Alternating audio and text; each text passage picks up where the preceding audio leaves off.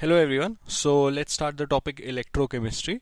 So electrochemistry, as you can see, it's a combination of two words. Okay, it's one is electro and the other is chemistry. Chemistry, though everyone knows what that is. So electro को try to link that to electron, right? Try to link that to current. Okay.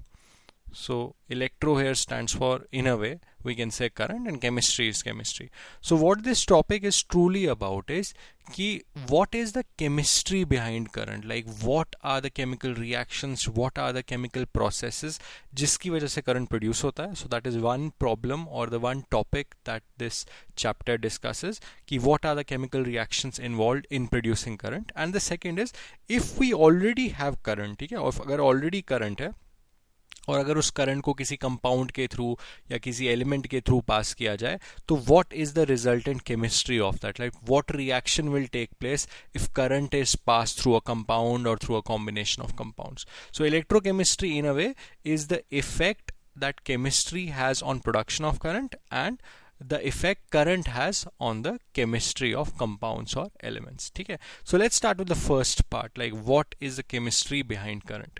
So उसको समझने के लिए we look at a very simple redox reaction. This is a reaction which I'm sure you would have seen in class 10th, class 11th.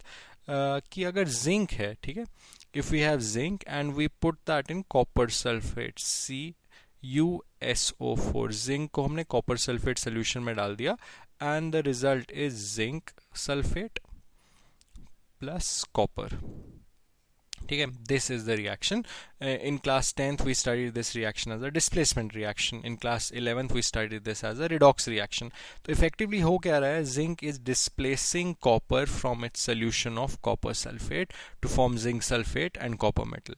तो अगर हम इसको as a redox reaction देखें, if you look at this as fundamental redox reaction, so we know that effectively देखो क्या हो रहा है. Effectively we have zinc plus copper ions. ठीक है, सल्फेट पे फोकस नहीं करेंगे, सल्फेट इधर भी है इधर भी है, वो तो स्पेक्टेटर आयन है, कुछ फर्क नहीं पड़ रहा. एंड दिस गिव्स, ठीक है, this gives as a result zinc जो है वो जिंक सल्फेट पे जानता है, तो this gives zinc 2+ and copper जो है 2+ से किधर हो जाता है, कॉपर. ठीक है, so these are products in the green and these are reactants in the yellow.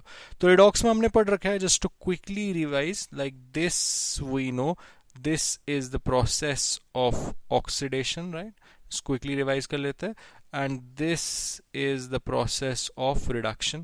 This is something we already know.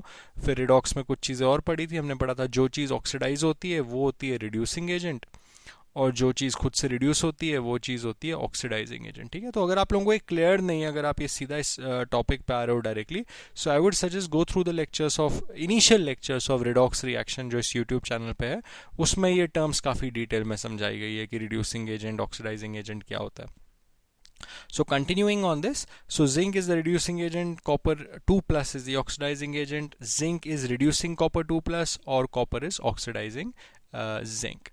So in a वे, और हमको एक समझ भी आ गया था, ये जो पूरा प्रोसेस होता है, this entire process is because of exchange of electrons. So effectively zinc goes from Zn to Zn2+ because it loses 2 electrons. वो 2 इलेक्ट्रॉन लूज कर रहा है. और ये क्या है, copper goes from 2+ to copper because it gains 2 electrons. So in a way हम कह रहे हैं कि इलेक्ट्रॉन्स जो है, ठीक है, अगर ये पूरी रिएक्शन नहीं देखें, अगर हम इसको डायरेक्टली देखें, तो क्रूशल पार्ट जो इस रिएक्शन का है वो ये है कि 2 electrons are being transferred from zinc to copper 2+. ठीक है, so whenever we have zinc and copper 2+ in contact, zinc will readily lose 2 electrons to copper 2+. ऐसा क्यों होता है, हमने क्लास 9-10 में पढ़ रखा है कि कुछ मेटल्स ज़्यादा रिएक्टिव होते हैं, राइट? कुछ मेटल्स ज़्यादा रिएक्टिव है, जिंक कॉपर से ज़्यादा रिएक्टिव है, इसलिए ऐसा पॉसिबल है.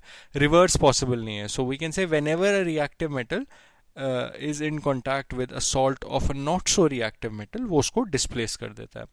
इलेक्ट्रॉन की बात करें तो हम कह सकते हैं जिंक का इलेक्ट्रॉन लूज करने का tendency is far greater than copper का इलेक्ट्रॉन लूज करने का टेंडेंसी. इसीलिए zinc is able to lose its electron to copper 2+. I hope this is clear. So the other way is not, as a result is not possible. So fundamentally जो यहाँ red में लिखा है, this is what is happening. Zinc is losing 2 electrons to copper 2+ because the tendency to lose electrons here is greater. So I hope this is clear. So let's keep this in mind. ठीक है, let's keep this in mind and let's move on to another way of looking at this. So all I'm saying is all that we have seen till now is कि I am saying कि देखो अगर हमारे पास zinc है, ठीक है, मान लो ये जिंक मेटल है, वी हैव जिंक, एंड मान लो इधर मतलब हाइपोथेटिकली अज्यूम कर लो कि ये जो है ये कॉपर 2 प्लस है, ठीक है, दिस इज कॉपर 2 प्लस, ये कॉन्टैक्ट में है, ठीक है, zinc is in contact with copper 2 plus, तो वो कॉपर सल्फेट वगैरह उस सबको सिंप्लीफाई कर दिया। तो जो हमने पिछले स्लाइड में देखा तो उसका फंडामेंटल मतलब ये हुआ कि हर एक जिंक मेटल एटम जो है वो 2 इलेक्ट्रॉन लूज करेगा कॉपर 2 प्लस आयन में। तो यहाँ तो काफ़ी सारे जिंक मेटल के एटम्स है, तो basically 2 electrons or many electrons will go from zinc to copper 2 plus. So this is something that will happen in nature. So red arrows represent passage of electrons going from zinc to copper 2 plus. So ये nature में खुद से हो रहा है because zinc has a tendency, a greater tendency to lose electrons as compared to copper. अब इसको थोड़ा दूर कर देते हैं, ऐसे लिखते हैं कि ठीक है, मान लेते हैं ये जिंक है, ठीक है, दिस इज जिंक, एंड जैसे कॉपर 2 प्लस इसके साथ कांटेक्ट में था, अभी कांटेक्ट में नहीं है, अभी कॉपर 2 प्लस जो है वो थोड़ा दूर है, right, that's slightly far away.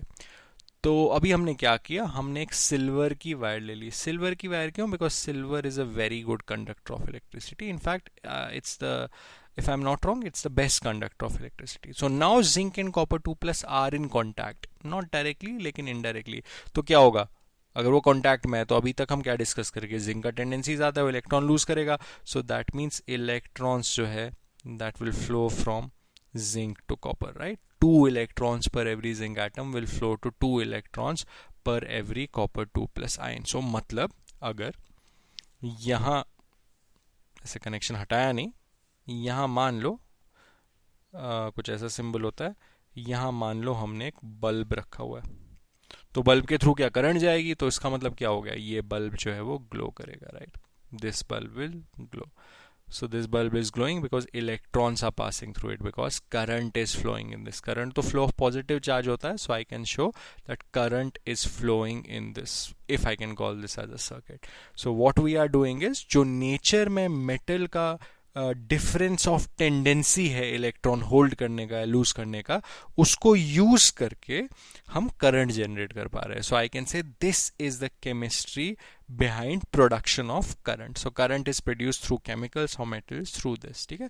So this is, think of it, this is a very simple, मतलब this is as simple as possible electrochemical cell, ठीक है। This is the simplest example, मतलब ठीक है, this is not a working model, मतलब this won't work, मतलब because you will never have copper 2 plus ions like this, वो हमेशा solution में होंगे, बस theoretically this is the simplest form of electrochemical cell.